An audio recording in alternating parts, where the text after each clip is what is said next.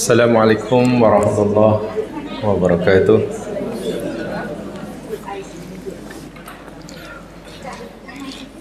Alhamdulillah wa syukru lillah wa la hawla wa la quwata illa billah. Salatu wassalamu ala rasulillah Muhammad bin Abdullah Rasulullah sallallahu alaihi wasallam wa ala alihi wa ashabihi wa atba'ihi wa mawalah. Raditu billahi wa rabba wa bil islami dina wa bi Muhammadin nabiyya wa rasula. Bismillahilladzi la yadurru ma ismihi syai'un fil ardi wa la fis sama' wa huwas sami'ul alim. Bismillahilladzi la yadurru ma ismihi syai'un fil ardi wa la fis sama' wa huwas sami'ul alim. Bismillahilladzi la yadurru ma ismihi syai'un fil ardi wa la fis sama' wa huwas sami'ul alim. Rabbi shrah li sadri wa yassir li amri wahlul 'uqdatam min lisani yafqahu qawli. Amma ba'd.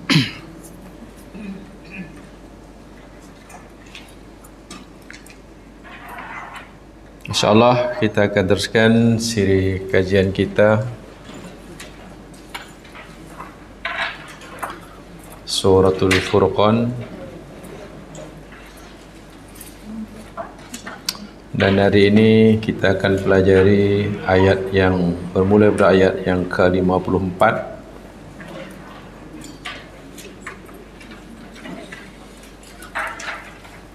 merupakan ayat terakhir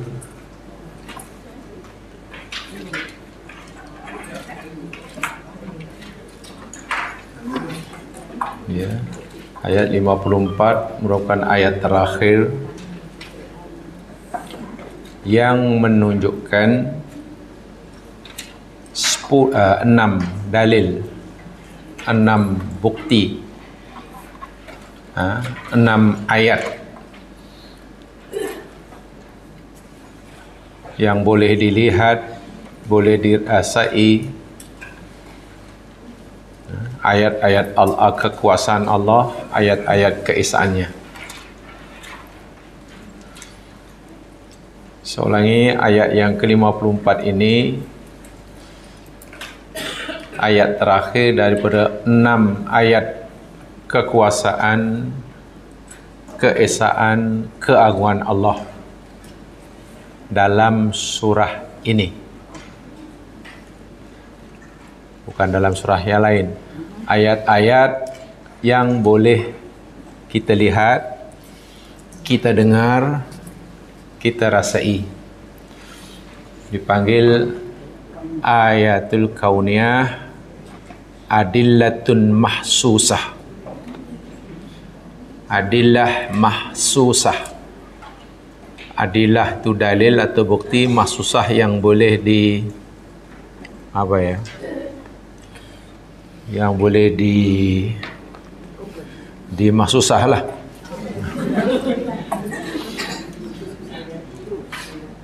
Kalau gunakan bahasa saya, ayat-ayat atau bukti-bukti Allah yang bersifat indrawi. Indrawi. Tahu indra? Indra tak tahu? Panca tahu? Panca tahu. Indra tahu? Apa itu panca? Apa itu panca? 5. Apa itu indra? 5. Panca ada 5.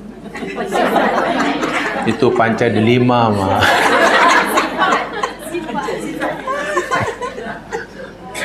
Apa itu indra? Sense. Jadi kan pancanya kan 5 sense. Jadi 6 sense? 6. Jadi panca indra maknanya 5 dia lah. Sesuatu yang boleh dilihat di mata, boleh didengar di telinga, kan? Boleh dihidu oleh hidung, boleh dirasa oleh lidah atau oleh kulit. Itu namanya mahsusah. Ayat-ayat yang sebegitu sifatnya ayat indrawi, mahsusah dalam bahasa Arab. Terbitnya matahari di timur pagi hari, terbenamnya matahari di sebelah barat petang hari, itu namanya ayat mahsusah. Kan kita boleh lihat, kita boleh kaji. Pedasnya cili, manisnya garam, itu bukti kekuasaan Allah yang sifatnya mahsusah. Ya, mahsusah. Adapun pedihnya siksa neraka, nikmatnya nikmat surga, itu mahsusah atau bukan agaknya?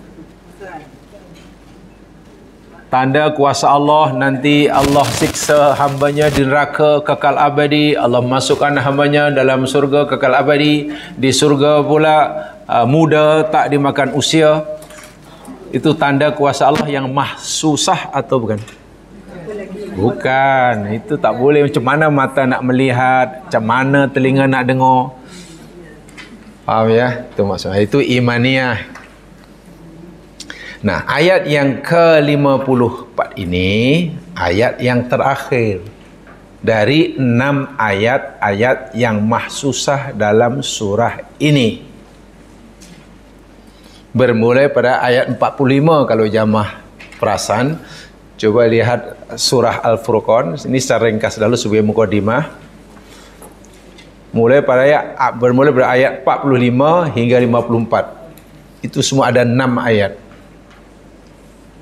Maksudnya 6 ayat yang menunjukkan kekuasaan Allah yang kita boleh melihatnya, merasakannya. Yang pertama tentang apa? Yang 44. Ayat Allah yang mahsusah. Yang pertama apa? Tentang bayang-bayang kan? Ad-dhilal qabdan mabsad. Bayangan sesuatu yang boleh memanjang, boleh memendek, kita boleh. Dan timbulnya bayang-bayang karena apa kayaknya? Macam mana bayang-bayang itu? Bayang-bayang itu kan hanya akibat. Asbabnya apa? Sebabnya karena rotation bumi di hadapan matahari. Itu bukti yang mahsusah itu macam tu lah maksudnya. Bahawa Allah Maha Agung, Maha Besar. Ayat yang kedua apa? Dalam ayat ini ada 6 ya. Ayat yang kedua apa?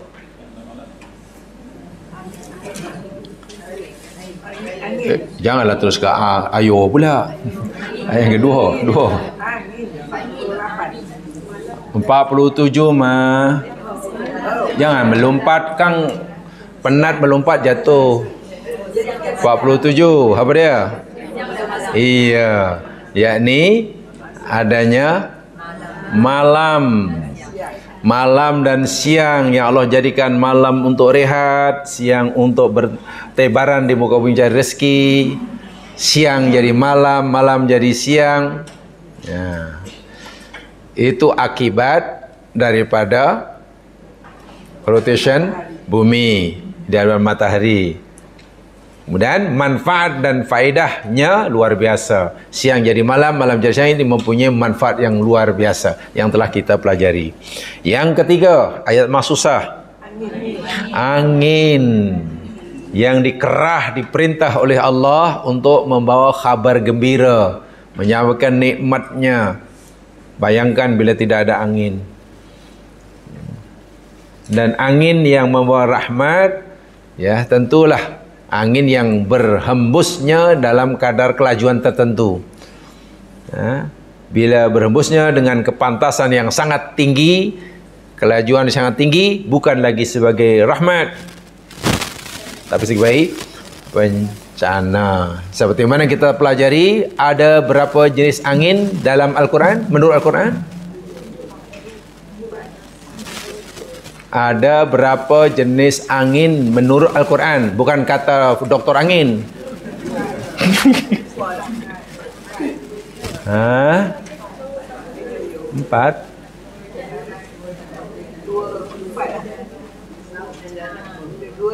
Ada di darat, ada di laut. Di darat. Dah berapa tu? Tak apalah, cari-cari dulu. Saya hanya tanya aja. Tanya itu untuk mengingatkan supaya dicarilah. Kasihan nanti. Ya itu penting sebab kita belajar Al-Quran. Jadi sebelum ditanya oleh doktor angin, jawab dengan Al-Quran dahulu. Pasti betul. Adapun nanti uraiannya, itu mungkin ada penjelasan dia lebih lanjut. Tapi Al-Quran hanya disebut itu. Yang ke empat, apa tanda ayat Allah? Masa? Ya. Turunnya hujan. Betul. Turunnya ayat hujan. Yang Quran kata sebagai sumber kehidupan bagi manusia, bagi binatang ternakan, bagi tumbuh-tumbuhan dan lain sebagainya. Masya Allah.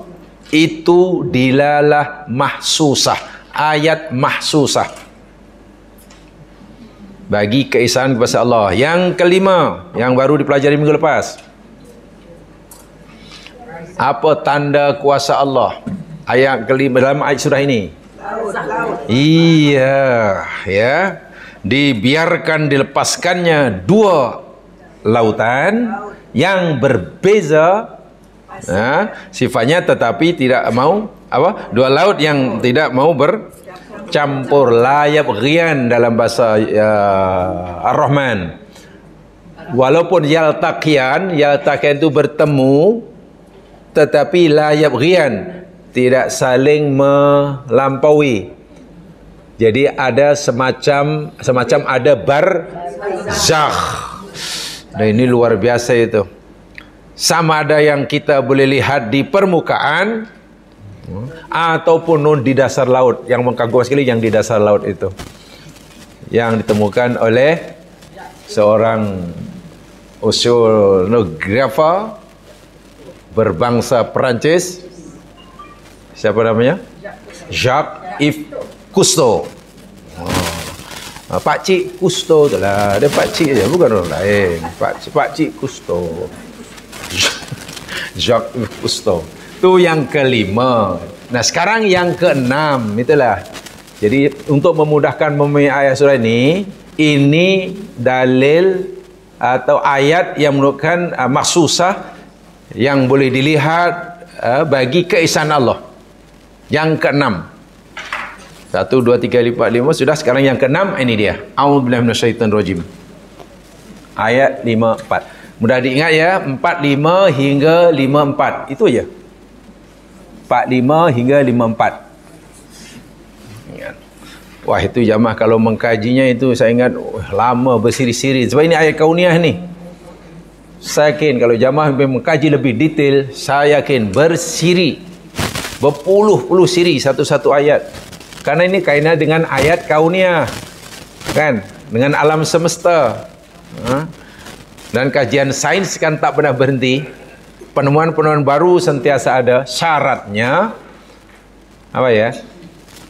Ilmu-ilmu atau fakta-fakta saintifik ini sentiasa ada yang baru ditemukan. Syaratnya terus dikaji, dipelajarilah. Dalam bahasa mudahnya, R&D-nya kena dapat peruntukan lebih. Itu ajalah. Nah, kalau bajet untuk R&D itu hanya ciput ya, ciput ke ciput namanya, tak akan kemana lah. Percayalah, kalau bajet untuk peruntukan untuk R&D ini hanya ciput, tak akan kemana bangsa mana pun. Suatu negara, bangsa akan maju ke hadapan, warga negara semua akan jadi orang-orang hebat. Syaratnya tolong bagi peruntukan lebih untuk R&D, research and development, ya, Litbang. Kalau itu digalakkan, dikembangkan, kita tak mampu membayangkan 20-30 tahun akan datang.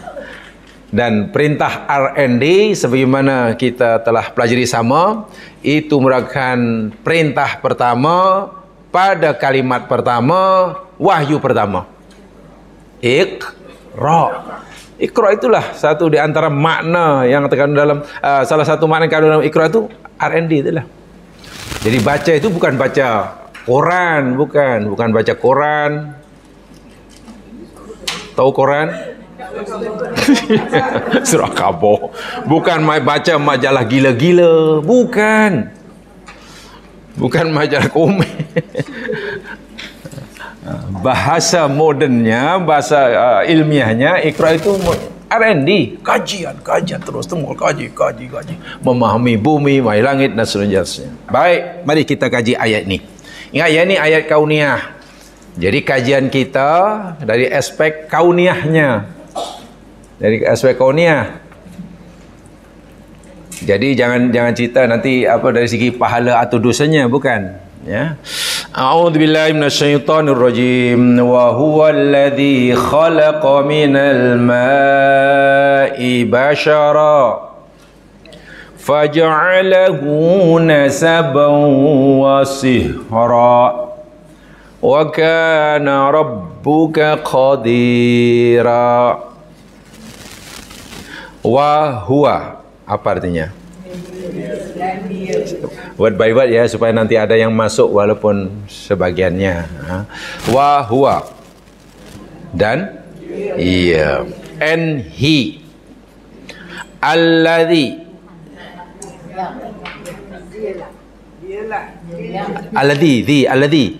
yang, the one who khalaqa, past tense khalaqa, has created minal ma, from the water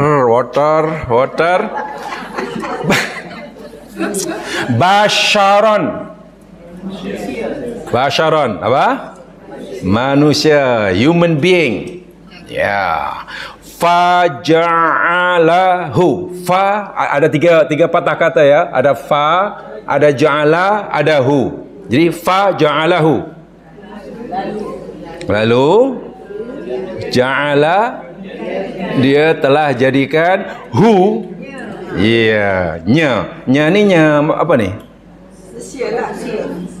nya kepada bashar, kepada sebelumnya itulah bashar, ya. Ja'ala, ia telah, dia ni siapa ni? Dia telah berjadikan. Dia Allah, ya. And has made from him nasaban, keturunan, maknanya ya yang ada hubungan apa, nasab lah, nasab bahasa Arab mana yang ada keturunan apa tu, pertalian apa tu namanya ya, blood relationship lah istilahnya. Keturunan apa tu, pertalian darah, pertalian darah ya, blood relationship ya, ada persamaan DNA lah bahasa mudahnya. Dalam diri saya ni ada DNA ayah saya, ada, dan bahkan ada DNA atuk saya, bahawa kepada atuk saya, tapi makin kurang lah, makin kurang dasarnya. Itu namanya nasaban, bahasa Qurannya nasaban. Jadi Quran sudah cerita tentang ini, ada yang kita warisi inilah daripada orang tua. Wa shihron, hubungan pernikahan atau perkawinan, ya, marriage, marriage relationship. Kana, dan adalah dia, Rabbuka, Tuhanmu, ya Lord, Qadiran, Maha, all powerful. Oke, ayatnya sudah, harfiahnya pun sudahlah.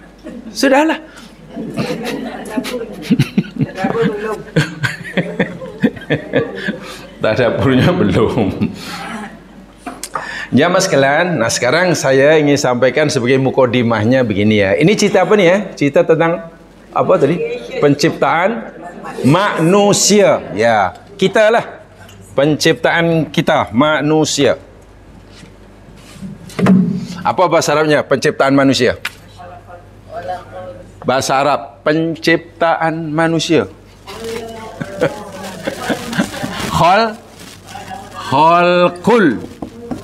Masdar kan? Isim kan? Ya, kena pakai isim lah. Pakai masdar. Pakai verbal noun. Khalqul insani. Penciptaan. Ayat ini cerita tentang penciptaan manusia. Bukan tumbuh-tumbuhan, bukan bumi langit, bukan dan bukan. Baik. Ya mas sekalian, yang ingin saya sampaikan pertama, bahwa manusia ini walaupun bukan ciptaan Allah yang teragung, tapi manusia adalah ciptaan Allah yang termulia. Itu poin pertama yang saya sampaikan. Manusia walaupun bukan ciptaan Allah yang paling agung, paling dahsyat, paling besar, tetapi manusia adalah ciptaan Allah yang paling mulia. Tahu ayatnya itu dalam Quran? Tahu ya? Alhamdulillah sudah tahu. Ya, tahu aja lah. Kan dah khatam? Baca sudah khatam? Ya, maknanya sudah pernah baca. Manusia adalah ciptaan Allah yang paling mulia. Tahu ayatnya? Allah berfirman, walaqad karramna bani Adama. Apa artinya? Walaqad karramna bani Adama. Dan demi sesungguhnya kami telah muliakan anak Adam. Karramna bani Adam. Surah Al-Isra ayat 70. Surah Al-Isra ayat 70. Surah 17 ayat 70. InsyaAllah ya, saya pastikan setiap yang saya sampaikan, walaupun kadang hanya poin itu ada ayatnya. Jadi saya tak tunjuk ayatnya itu, nanti terlalu masa yang lama lah.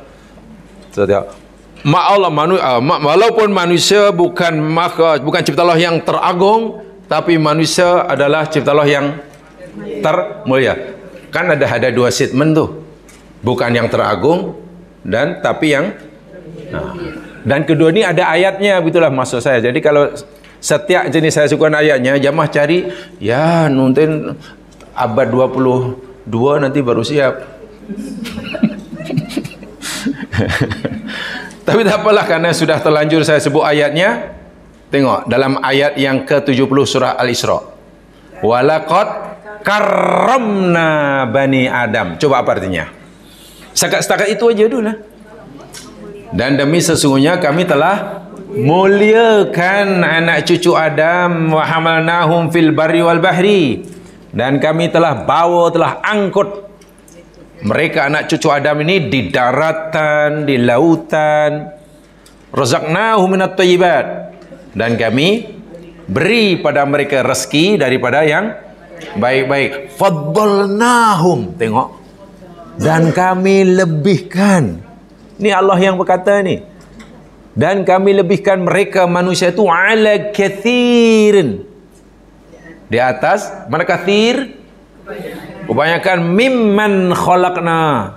Daripada siapa yang kami cipta, tafdilah dengan sebenar-benar lebih.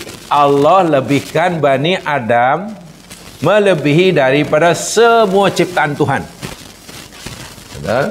Jadi manusia makhluk yang paling mulia, dan manusia adalah makhluk yang Allah beri kelebihan berbanding makhluk-makhluk yang inilah maksud manusia adalah makhluk makhluk ciptaan Allah yang paling mulia.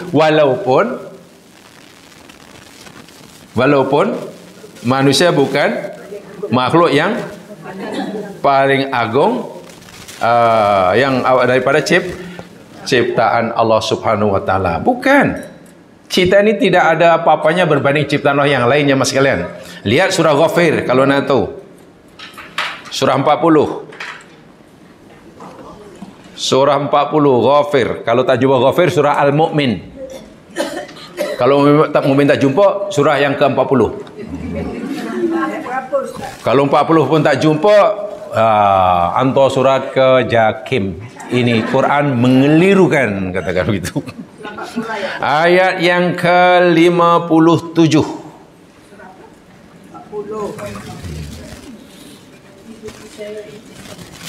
57. Tengok. La khalqus samawati wal ardi akbaru min khalqin nas walakinna aktsaran nasi la ya'lamun. Ingat ya, kita sudah sepakat belajar setiap poin-poin penting yang kita pegangi dalam beragama, pastikan ada dalilnya. Gitulah. Itu yang kita sepakati. Sama ada itu daripada Al-Quran atau hadis Nabi. Tadi saya katakan, walaupun manusia bukan makhluk teragung yang Allah cipta, tapi manusia adalah makhluk yang paling mulia. Ini dalilnya. Itulah maksud saya ni. Apa saja kesimpulan pegangan dalam agama, pastikan adanya. Apa makna ayat ini? La khalqus samawati wal ard. Sungguh. Lam tu sungguh lah. Penciptaan beberapa langit dan bumi itu kata Allah akbaru min. Apa tu? Akbar min. Lebih besar, lebih dahsyat. Kalau mungkin untuk kita lebih susah daripada min khalqin nas, daripada penciptaan. Maknanya kalau nisbahkan pada kita lah, kalau ini bukan pada kita, ya bukan pada Allah. Sebab bagi Allah tak ada yang susah, tak ada yang mudah, semuanya mudah. Agak-agak ya Allah, menurut engkau lah ya Allah, engkau cipta bumi, langit dan bumi dengan cipta manusia ni, mana yang lebih susah? Kalau gunakan apa ayat ini bermaksud, boleh cipta langit lagi susah, cipta bumi lagi susah, cipta kami, engkau petik dia jadi manusia dah. Maknanya bagi Allah, ayat inilah kalau kita nisbahkan pada diri kita, Allah mencipta manusia ini sangat mudah. Ada yang lebih susah, lebih dahsyat menciptakan bumi, langit dan isinya. Tetapi, lagi sekali tapi, bagi Allah hakikatnya tidak ada yang susah. Gitulah. Jelas ya situ ya, cerita langit dan bumi akbar. Sebab itu tadi saya nyatakan, walaupun manusia bukan ciptaan Allah yang teragung, tapi manusia ciptaan Allah yang paling mulia. Dah faham ya segitu ya? Setuju ya? Nah, kerana manusia itu seperti itu dari jamaah sekalian, maka dalam Al-Quran penciptaan manusia ini Al-Quran lebih banyak memberi kita maklumat tentang penciptaan manusia. Bukan karena keagungnya, tapi karena kemuliaannya. Dan tadi jelaskan oleh surah Al-Isra. Satu dari kemuliaan sudah jelas. Bumi, langit dan isinya diciptai Allah untuk manusia. Bukan manusia untuk bumi, langit. Bumi, langit dan isinya Allah ciptakan untuk kita. Batu untuk kita, gunung untuk kita, lembu untuk kita. Sebab itu kalau manusia merasa dicipta untuk lembu, itu sesatlah. Ya. Lembu itu Allah cipta untuk kita sembelih, kita makan. Tiba-tiba ada manusia yang dengan rela hati. Rela hati merendahkan dirinya untuk. Nasib baik lembu itu tak boleh cakap. Kalau cakap malu lembu tu, lari tu. Faham ya? Bukan bumi, langit dan isinya saja, akhirat dan isinya, surga ke, neraka ke, Allah cipta pun untuk manusia, bukan untuk malaikat. Bahkan malaikat pun dicipta Allah untuk kepentingan manusia. Malaikat ditugaskan, ada tugasan tertentu. Ni. Dan sebenarnya tugasan yang Allah bebankan pada para malaikat untuk kepentingan manusia. Jaga itu, jaga ini, jaga ini. Sebab itulah memandangkan manusia makhluk yang paling mulia dari sekian ciptaan Allah, maka Al-Quran memberikan maklumat paling banyak tentang penciptaan manusia. Bahasa mudahnya, maklumat penciptaan yang paling banyak di dalam Al-Quran, yakni maklumat penciptaan tentang manusia. Ada 3, saya bagi menjadi 3. Ayat-ayat Al-Quran yang berkaitan dengan penciptaan manusia, saya bagi menjadi 3. 1, 2, dan 3. Dah, selesai. 1, 2, 3. Selesai. Yang pertama, ayat yang berkaitan dengan anasir atau mawadul khalqi. Yang kedua tentang atwarul khalqi. Yang ketiga tentang kaifiyatul khalqi.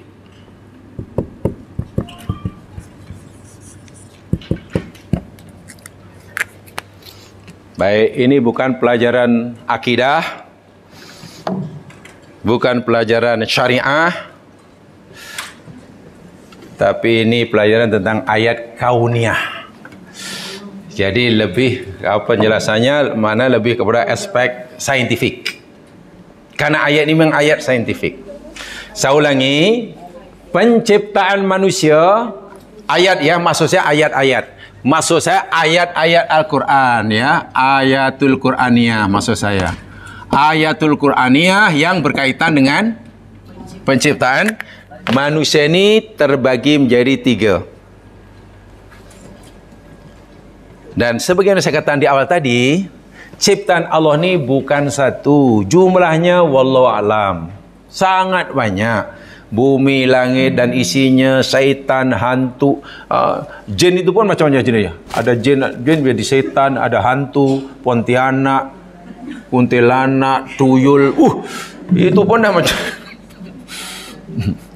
Walaupun Quran tersebut, tapi bahasa orang Melayu kreatif, jadi namanya macam-macam. Kalau belum balik namanya tuyul. Dah kan mak dia masih benarkan dia tak pakai baju. Mana belum balik kalau itu. Kalau dah dewasa jadilah pontianak ke kuntilanak. Tidak diceritakan banyak maklumat tentang bagaimana Allah mencipta jin, mencipta bumi langit, mencipta malaikat, mencipta Tuhan. Tak banyak ayat macam itu. Tapi maklumat Al-Quran tentang penciptaan manusia, ayatnya sangat banyak. Sangat banyak. Dan yang banyak itu disimpulkan jadi 3 kategori saja.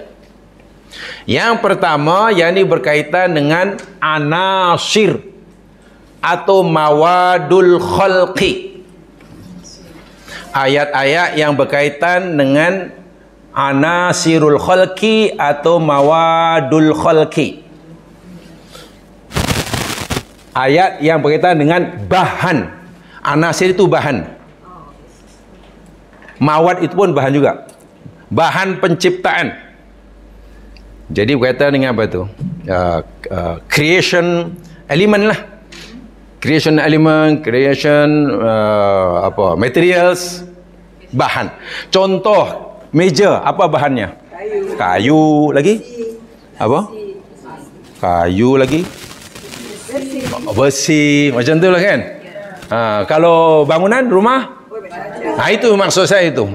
Jadi bila Allah cerita tentang aku cipta manusia, Allah beritahu kepada kita apa bahan-bahan yang Allah gunakan. Ini ayatnya sangat banyak. Adakah kita ini cerita oleh daripada bahan yang bernama belian, intan, zamrud, zabarjad, lu'lu', marjan? Bukan. Manalah tahu nanti.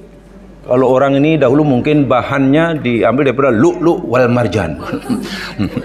Ya, awak mungkin hanya daripada. Nah, ini sangat banyak jamaah sekalian, ya. Yang pertama, mawaid. Coba jamaah lihat dalam surah, cepat sikit ya. Untuk menjawab masalah cepat sikit, express. Kalau perlu jangan breaknya jangan kasih makan, biar laju sikit. Nanti kalau asyik tekan break kan, jangan break. Break buang supaya laju. Yalah. Kata orang kalau nak pergi Johor Bahru, nak cepat, buang brek kereta tu brek. Jangan kasih makan. Sebab kalau brek nanti asyik lambat kan. Kejap-kejap brek, kejap-kejap brek. Lucu. Yang pertama tengok. Surah Nuh ayat 17. Nuh surah ini An-Nasir. Ini banyak sekali ni. Nuh 17.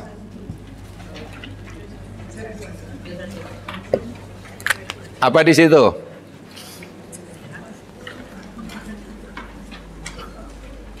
Cepat sikit. Cepat.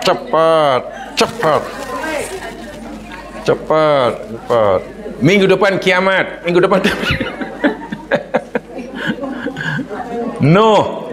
Wallahu ambatakum minal ardi nabata.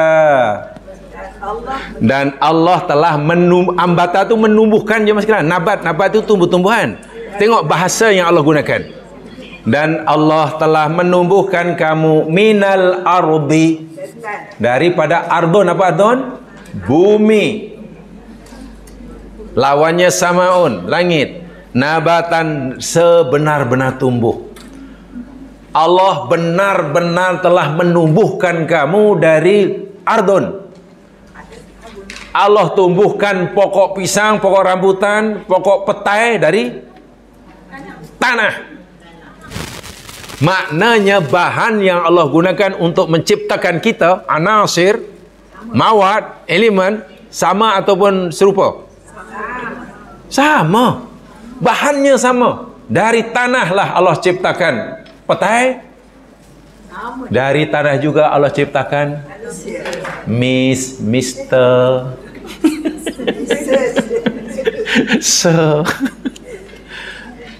Ini pertama ardon.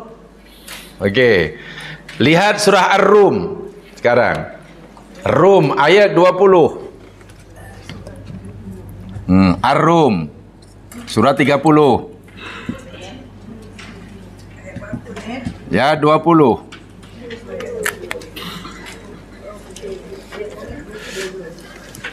Nah, supaya betul-betul ada kalau dalam bahasa sekarang dipanggil pertanggungjawaban ilmiah istilahnya. Setiap pendapat tu pastikan ada dalilnya gitulah. Itu ada pertaujihan ilmiah namanya. Dan itu mustahak sebab sekarang ni Allahu Akbar, orang agama ni main cakap. Surah Ar-Rum ayat 20. A'udzubillahi minasyaitonir rajim. Wa min ayatihi an khalaqakum min turab thumma idza antum basharun tantashirun. Dan sebagian dari tanda-tanda kebesaran Allah itu, yakni Allah telah menciptakan kamu min turab. Apa turab? Turab tanah. Ardun tadi? Ardun tadi? Bumi. Tak apalah, itu bahasa awam lah, tak apalah. Tak apa, ini bahasa saintifik yang masih kalian jadi dalami lebih lanjut. Kemudian tiba-tiba kamu menjadi manusia tantashirun, yang berkembang biak bertebaran di sana sini. Yalah, adalah sebenarnya yang maknanya lebih tepat ya mas kan. Turab itu bukan tanah, makna lebih tepat. Makna lebih tepat yakni soil. Soil, top soil. Apa tu soil bahasa Melayu? Tanah. Tak semua tanah ada soilnya. Soil kan ini mana tanah yang mesti mengandungi apa namanya itu? Ya, yang mengandungi apa unsur yang menjadi subur itulah. Di situlah ada apa istilahnya? Ada kandungan ya, ada soilnya lah. Ada unsur oksigennya, ada hidrogennya, ada karbonnya, ada besinya, Fe adanya, Cu-nya ada, apa lagi? Ya, kandungan-kandungan organik lah.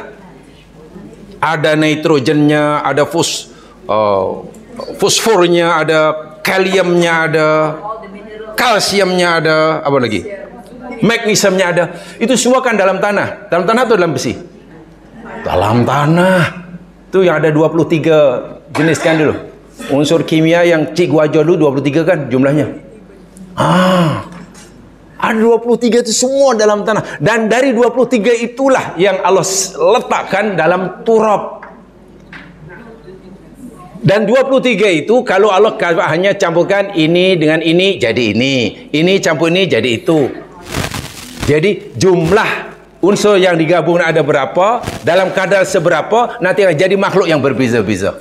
Masya Allah, di situ ya kita hanya tercengang saja lah. Kita hanya subhanallah, subhanallah, subhanallah. Itu turab. Jadi kalau diartikan tanah nanti, sebab tak semua turab ini apa ya? Jamaah tahu kan, ada tanah, satu kawasan tanah. Kalau kita tanam apa saja subur kan? Ada tanah yang kita tanam apa saja tak nih. Itu mana tanah yang kita tanam apa saja subur, itulah turab. Itulah maksudnya. Jadi bukan turab, bukan sembarang tanah ya. Maknanya subur lah yang mengandung berbagai macam itu loh. Mengandung 23 unsur kimia yang ada dalam tanah tu. Benar. Jadi kandungan-kandungannya sangat tinggi. Ibaratnya tak sengaja menanam pun tumbuh. Ya, tak sengaja.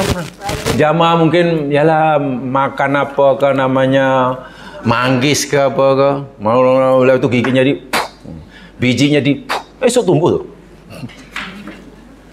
Oleh itu turab yang paling banyak mesti di lereng Gunung Merapi. Di lereng volcano lepas meletusan, bila tu dah sejuk nanti, tak sengaja tanam pun tumbuh subur tu, karena tinggi sungguh. Tu yang kedua. Jadi Allah cipta ini dari segi bahan ya. Jadi bahan turab namanya. Kemudian lihat dalam surah Shad ayat 71. Tak apa, hati-hati, perlahan-lahan belajarnya. Shad ayat 71.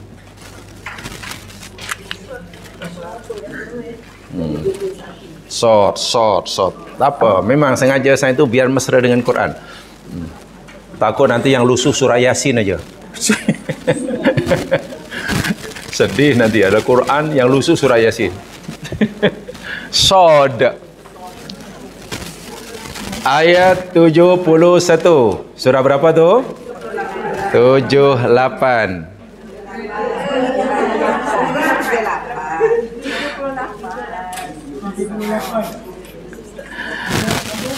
Ayat 71. Idh qala rabbuka lil malaikati inni khaliqun basharam min tin. Ada? Tatkala qala berfirman Rabbuka Tuhanmu lil malaikati kepada para malaikat. Apa kata Allah pada malaikat? Hai malaikatku, inni sesungguhnya aku khaliqun akan menciptakan.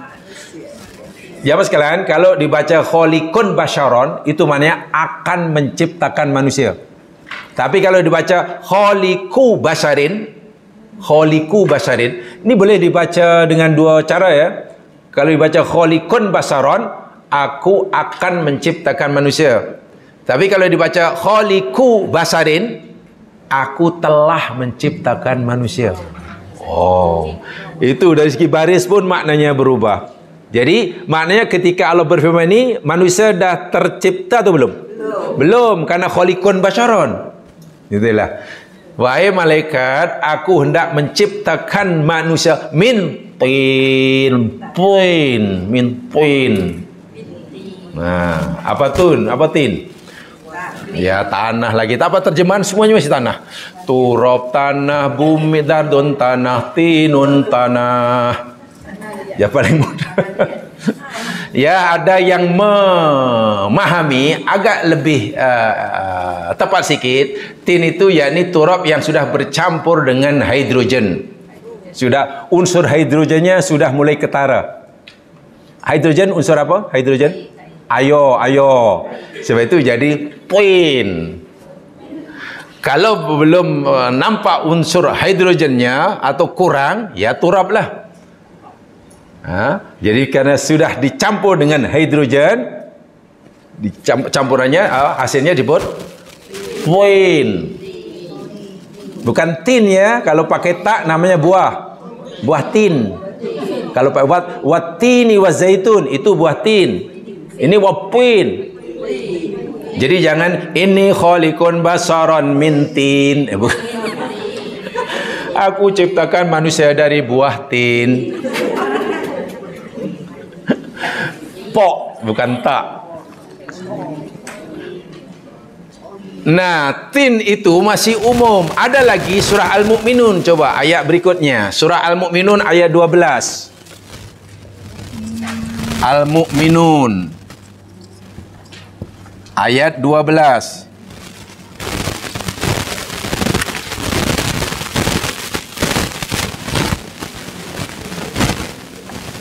Tak apa, saya hanya memberi kunci saja. Kunci saja, jemaah boleh kaji lebih jauh, baca banyak-banyak. So ini sangat-sangat luar biasa. Pasti membuat kita terpegun dan terkagum-kagum. Meremang insya-Allah. Kuduk kita. Surah yang ke Al-Mu'minun 12. Walaqad khalaqnal insana min sulalatin min tin. Dan demi sesungguhnya kami telah ciptakan manusia itu min sulalatin min tin, dari sulalah. Sulalah itu saripati, inti. Tin itu tadilah tin tadilah. Jawab tadi mintin, sekarang min sulalah mintin. Wah, ini lebih lagi apa ya? Ya, lebih apa istilahnya? Kalau tin itu kan masih umum, masih tin. Ini sulalahnya, saripatinya. Sehingga daripada sulah mintin itu Allah jadikan manusia. Sebab daripada tin juga Allah jadikan pokok pisang. Kan masih itu kan? Dari tin Allah jadikan mangga, petai, bunga tai ayam. Tengok nama pun dulu. Nasib baik. Coba, kalau bukan karena kuasa Allah, dari tin itu kita tak jadi kita, jadi bunga tai ayam. La ilaha illallah Rasulullah. Iya. Itu Allah ingatkan asal kita ini supaya kita ini tidak angkuh, tidak sombong, gitulah. Kalaupun ada manusia lebih mulia di sisi Allah karena takwanya, bukan karena asal usul kejadiannya. Itu tujuan dia. Ya, ini ya, sulalah mintin. Kemudian lihat dalam surah Al-Furqan. Oh, surah Furqan sudah ya. Nah, yang sangat kita pelajari inilah. Surah Furqan yang sedang kita pelajari ini. Ayat berapa? 54.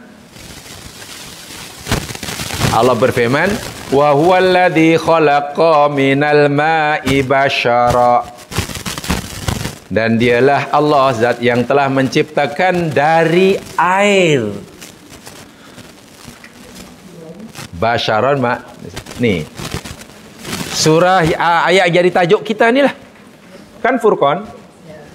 Furqan 54 ni yang sedang yang banyak saya cerita tadi penjelasannya saja. Jadi dalam ayat ini Allah beritahu kita bahawa manusia Allah cipta dari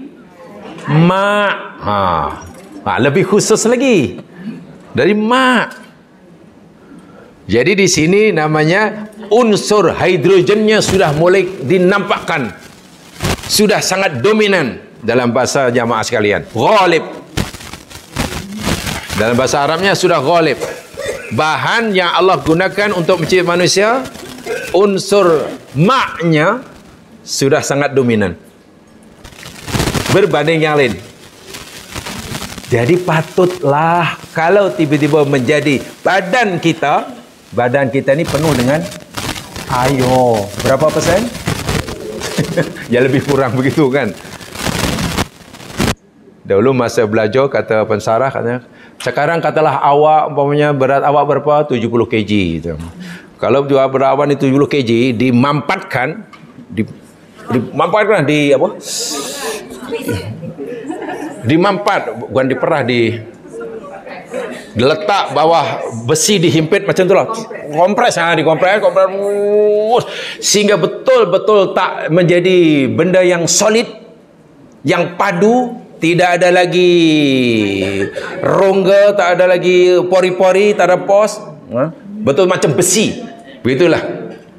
Sebenarnya saiz kamu tinggal kepala jarum. Orang yang beratnya 70 kg bila dikompres dah tak ada apa kecuali ni tinggal kepala jarum. Iya, sangat kecil. Karena badan kita rupanya air. Jadi kita ni kolah berjalan. Iya. Kita ni air. Setiap sel penuh dengan air. Unsur airnya sangat ketara. Jadi bila tiba-tiba Allah kata min ma', oh, mananya Allah memberitahu kita unsur yang paling dominan dalam bahan penciptaan Allah ni, yakni unsur maknya. Mak dengan pelbagai jenisnya tentunya ya. Baik, ini surah Al-Furqan. Mak itu pun bukan semua mak jadi manusia. Betul kan? Kan tidak semua mak jadi manusia. Allah berfirman dalam surah Al-Anbiya yang telah kita pelajari, wa ja'alna minal ma'i kulla syai'in hayyin. Dan Allah telah menjadikan daripada air itu segala sesuatu makhluk yang hidup. Maknanya hayawan pun Allah cipta daripada air, gitulah. Tumbuh-tumbuhan pun Allah cipta daripada air. Jadi tidak semua air Allah cipta menjadi manusia. Sebab ada mak yang Allah cipta dari hayawan, jadi tumbuh-tumbuhan, kan? Dan ada jadi manusia. Yang jadi manusia diambil patinya lagi. Lihat dalam surah Al-Mursalat. Al-Mursalat ayat 20. Al-Mursalat ayat 20. Cepat. Minggu depan kiamat tak sempat, takut tak dan. Iya, takut tak dan.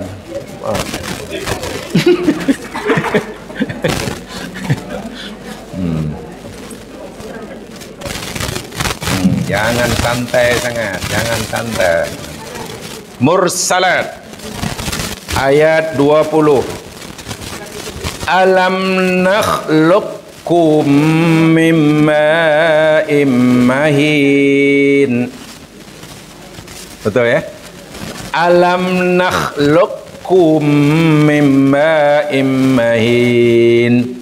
Bukankah kami telah menciptakan kamu, kata Allah, min ma'in mahin, dari air yang mahin. Tengok, tadi asalnya min ma' saja, surah Al-Furqan. Rupanya mak pun hanya ma'in mahin. Bermakna jangan tumbuh-tumbuhan walaupun dia makhluk Allah yang diciptakan hidup bukan dari ma'un mahin. Masya Allah, ini luar biasa lah ayat asli. Ma'um mahin. Alam nakhluqkum. Ma'um mahin itu pula oleh Allah masih lagi ditapis. Disaring. Penapisnya sangat halus. Filternya sangat halus. Sehingga tidak semua ma'um mahin jadi manusia, tapi yang diambil patinya lagi.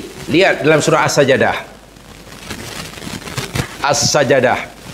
Oh, yang pagi Jumaat Pak Imam baca itulah. Saya kini semua hafal. Alif Lam Mim.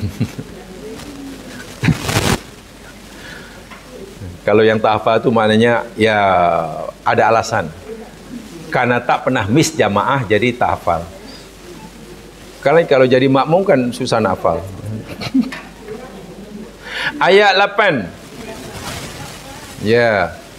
Thumma ja'ala naslahu min sulalatin min ma'in mahin. Allahu Akbar walillahil hamd. Thumma, kemudian ja'ala, dia Allah menjadikan naslahu, keturunan duriat manusia, min, daripada sulalatim mimma immahin, daripada saripati, inti air yang Allahu Akbar. Jadi makin diambil intinya. Tadi mula-mula sebut air saja. Air masih terlalu umum, karena dari air Allah ciptakan makhluk yang lain juga. Lalu di lebih khusus lagi. Oh, ma'um mahin saja yang aku jadikan jadi kamu, kata Allah. Ma'um mahin tu masih banyak. Tidak semua ma'um mahin jadi kita. Saya yakin jamaah lebih tahu daripada saya. Karena jamaah dulu kan dah pernah belajar, mungkin ambil subjek tentang embryologi barangkali, jadi lebih tahu. Tak maaf, katalah suami isteri mengadakan hubungan suami isteri, suami akan mengeluarkan lebih kurang 200 hingga 400 juta sel sperma. 200 hingga 400 juta sel sperm, spermatozoa bahasa latinnya. Spermatozoa. Dari 400 juta sel sperma itu, hanya satu sel saja yang Allah pilih untuk dipertemukan dengan ovum perempuan sehingga menjadi nutfah. Pertanyaannya, kalau 400 juta diambil satu, baginya berapa? Tinggal berapa? 400 juta ambil satu, bagi tolak tinggal. Apa susah sangat matematik? Cikgu matematik senang. 400 juta apa dia tu? 400 juta tolak satu. Itu jawaban dia. Sudah. Tak payah 300 juta. Ada pening. Ingat, karena ia ma'um mahin, ya, tengok. Ambil satu je. Kemudian dipertemukan dengan ovum perempuan, ibu kita, jadilah nutfah. Selebihnya jadi kotoran. Sebab itu Allah kata sulalah. Sperm itu yakni ma'um mahin. Tapi tidak semua sperm yang jumlahnya 200 hingga 400 juta jadi manusia. Bayangkan kalau 400 juta jadi manusia semuanya. Weh, mak kita jawabnya dah tak sempat bekerja. 400 juta baby. 1, 2, 3. Ayo, ini macam kah? Lain nak tinggal di mana lah. 1 bulan kampung penuh dengan manusia. Allah yang memilihkan ambil. Nah, satu daripada 200 atau hingga 400 juta itu namanya sulalah. Al-Quran telah memberitahu 14 abad lebih yang lalu. Tanya dokter-dokter pakar kan akan, kalau mereka diberitahu, kamu tahu tak bahwa Quran kami telah cipta, mungkin tak percaya. Tapi bila ditunjukkan, dan ini pernah orang kafir, pakar embryologi, lama sudah agak berumur, akhirnya beragama Islam setelah mengikuti seminar di Al-Azhar University dan juga di Arab Saudi berkaitan dengan ilmu ini. Karena rupanya maklumat saintifik yang mereka kuasai selama ini, sehingga menjadi doktor pakar, sudah dijelaskan oleh Al-Quran, disampaikan oleh seorang nabi yang ummi, yang tak baca, tak tulis, kan? 14 abad setengah yang lalu. Jadi dikata tidak mungkin ini disampaikan oleh manusia yang itu. Tentu yang memberitahu ini yakni yang mencipta manusia. Hanya doktor pakar di Maulud Agama Islam. Keith Elmore nama dia. Doktor pakar daripada Kanada. Daripada Kanada. Pakar embryologi. Jamaah boleh baca. Saya ada bukunya agak tebal. Dan dia akhirnya membuat kerjasama dengan seorang pakar sains daripada Universiti Madinah University, bagian ini mengarang buku tentang embryologi dan berikan ayat Quran. Sebenarnya dia tidak ada dalil Al-Quran karena dia belum Muslim. Makin kagum. Sehingga mereka kata, ini kitab apa ini boleh menciptakan ilmu yang sangat canggih, dianggap canggih hari ini, tapi rupa-rupanya sudah diceritakan 14 abad lebih yang lalu oleh seorang manusia yang tak baca, tak tulis di tengah-tengah masyarakat padang pasir. Tentulah ini firman Allah yang mencipta. Masuk Islam tu. Dr. Keith Elmore nama dia. Daripada Kanada. Baik, itu contoh. Sulalah. Sulah tu hanya diambil satu sel je lah. Allahu Akbar walillahil hamd. Jadi dan lagi saya cakap cukup. Apa yang kita sebutkan ini Allah cerita tentang apa ni? Ayat ni cerita tentang apa? Anasir atau mawadul khalqi. Ayat tadi cerita tentang anasiru atau mawadul khalqi. Bahan. Cerita tentang bahan. Cerita tentang material, cerita tentang elemen penciptaan. Jadi kalau lihat ini saja mungkin sepintas lalulah macam Al-Quran ini memberi maklumat tidak konsisten. Betul? Ada orang kadang menyanggahnya dengan sangat sederhana. Kitab kamu ni katanya kitab suci, tapi kenapa maklumatnya tidak konsisten? Contoh, dia cerita tentang penciptaan manusia, tapi sekejap kata manusia daripada bumi, ayat lain kata daripada turab, lain daripada tin, lain daripada, mana yang betul? Dia tak faham. Inilah bahan-bahan yang Allah jadikan dimakan, dia ambil saripatinya. Jadi Allah belum cerita tentang bagaimana Allah mencipta. Allah baru cerita tentang bahan-bahannya. Ibarat jamaah katalah nak buat pertunjukan lah, nak buat demonstrasi masak-memasak di TV, di CNN pula tu. Mana nak memperagakan masak umpamanya putu mayam. Hari ni pasti sebelumnya apa yang diperagakan, yang ditunjukkan apa kepada penonton? Bahan-bahannya. Puan-puan, bahan-bahannya. Satu kini, dua, tunjuk bahan-bahannya. Ada garam, juga rasa ada buah kerai, ada apa lagi. Mesti tunjuk bahannya dahulu. Selepas semua penonton tahu, oh itu bahan-bahannya. Jadi bahan-bahan kalau ini sebut ini ada garam, ini ada tepung, ini ada minyak, bukan maknanya berlawanan. Maklumat itu bukan, ini baru tunjuk bahan. Tapi kalau kita tidak cermat memahaminya, seakan-akan Quran tidak konsisten memberi maklumat. Sekejap kata manusia dicipta daripada tanah, ayat lain kata daripada air, ayat lain kata daripada apa ni? Kan tak baik, macam tak konsisten ya.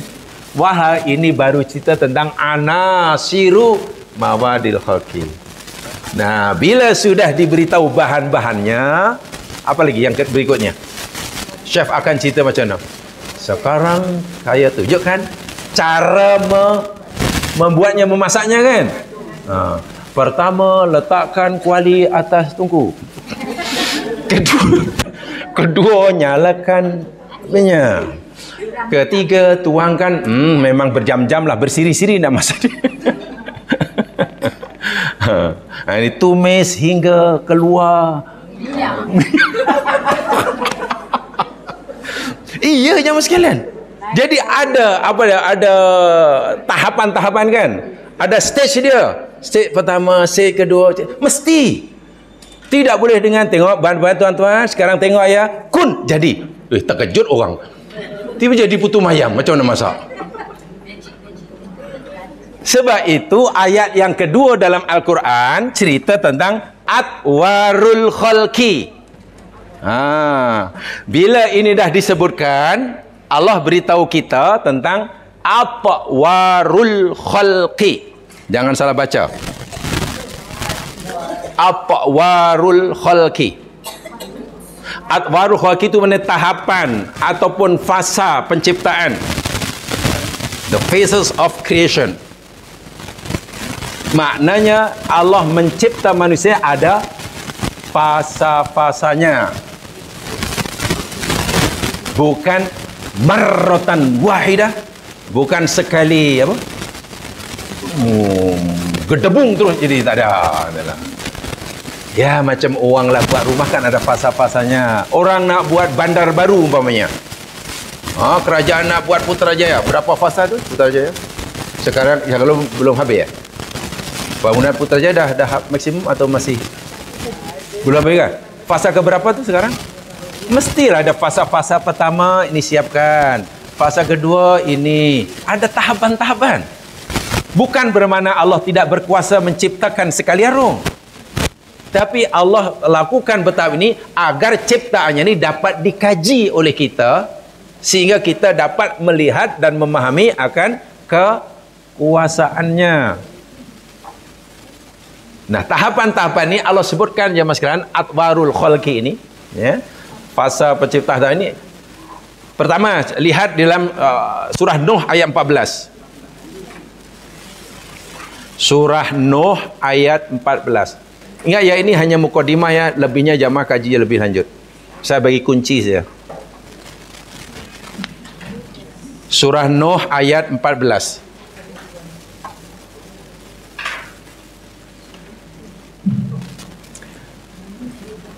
Ya, paling tidak untuk menimbulkan satu kefahaman ya, kesedaran yang Quran yang kita kaji ini bukan semata cerita pahala dan dosa, bukan hanya cerita alam kubur dan akhirat, cerita ilmu. Dan ilmunya ini ilmu yang sangat-sangat moden bagi kita hari ini. Inilah. Jadi saya tidak tahu hari ini jamaah belajar tafsir atau belajar ini, saya tidak tahu belajar tentang sains atau satu, saya tidak tahu. Yang pasti kita baca Al-Quran gitu saja. Quran ini lengkap. Tanya apa saja ada. Surah Nuh ayat 14 bunyinya. Wa qad khalaqakum atwara. Wa qad, dan sesungguhnya, khalaqakum, dia Allah telah ciptakan kamu atwara. Apa dia? Atwara. Beberapa peringkat. Ada fasa-fasanya, ada phase 1, phase 2, phase 3, ada seterusnya. Jadi bukan sekali harung dengan gedebuk secara magic. Jadi tidak. Itu jelas tuh. Dan ini telah dibuktikan oleh sains moden. Khasnya doktor yang pakar apa dari embrio. Minggu pertama macam rupa kita. Minggu kedua macam rupanya. 1 bulan pertama, bulan ketiga, bulan. Dan boleh diambil gambar, dan inilah rupa kamu ketika umur kamu 2 minggu. Lah. Ini rupa kamu masa umur kamu 3 bulan. Tak ubahnya macam pacat. Allahu Akbar, macam lintah. Dan ini dijelaskan oleh Allah Al-Quran. Allah beritahu atwaron. Bagaimana atwarnya, bagaimana fasa-fasa yang kita lalui atau yang Allah tetapkan untuk kita lalui semasa kita dicipta dalam rahim. Ini sudah masuk dalam rahim ibu kita ya. Bukan cerita bahan lagi. Bahan tadi dipilih